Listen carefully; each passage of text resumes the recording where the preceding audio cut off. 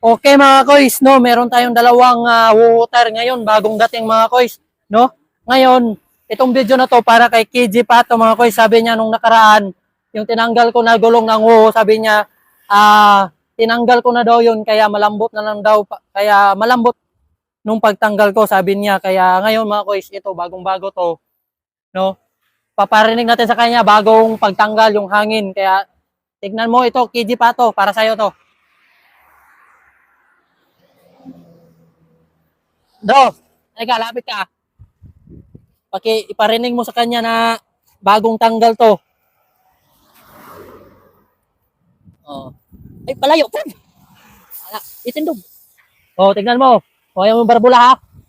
Oh, rinig mo yung hangin. Oh, di ba? Bagong dating yan, Koys. Para sa iyo talaga yan. Kasi ayaw mo maniwala na malambot lang tanggalin. Oh, palayo na to. Yan. Oh, ito, KG Pato, literal na walang hangin kasi malaki yung ano pa ako. Ito. Oh, walang ano yan.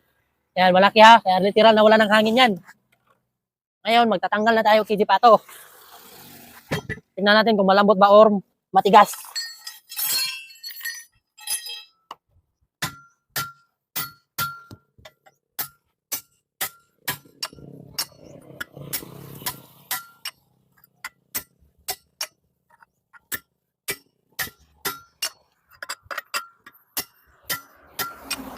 Parang matigas nga, KG Pato. Tignan mo ha, matigas to. Oh. Kita mo yan.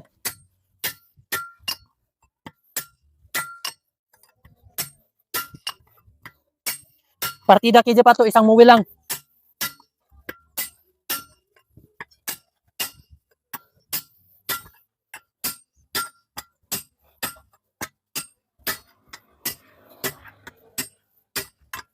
Oh, matigas yan KG Pato ha. Baka sabihin mo, tinanggal ko na. Kaya malambot.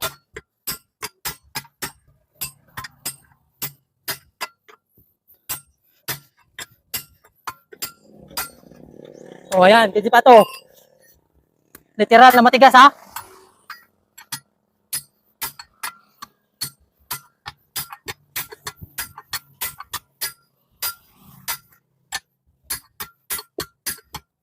Ganyan lang yan KG Pato para maging malambot. Subukan natin kung malambot.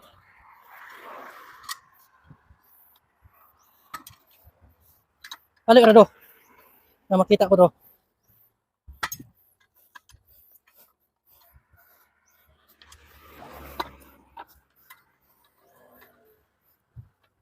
Pag ganyan mga KG Pato, pag matigas pa tanggalin, kailangan i-press mo yung gulong.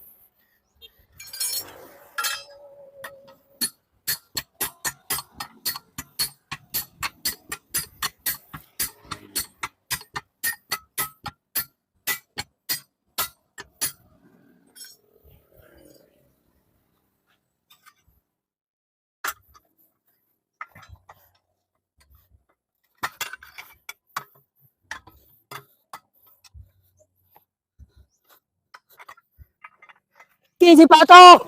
Ito na!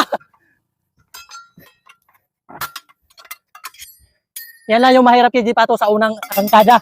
Pero pag inaangat mo na yan, wala na yan KG Pato. Tingnan mo lang KG Pato.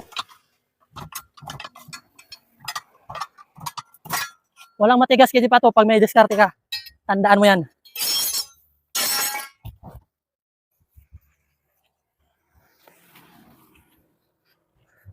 Sabi nila KG Pato, di ba?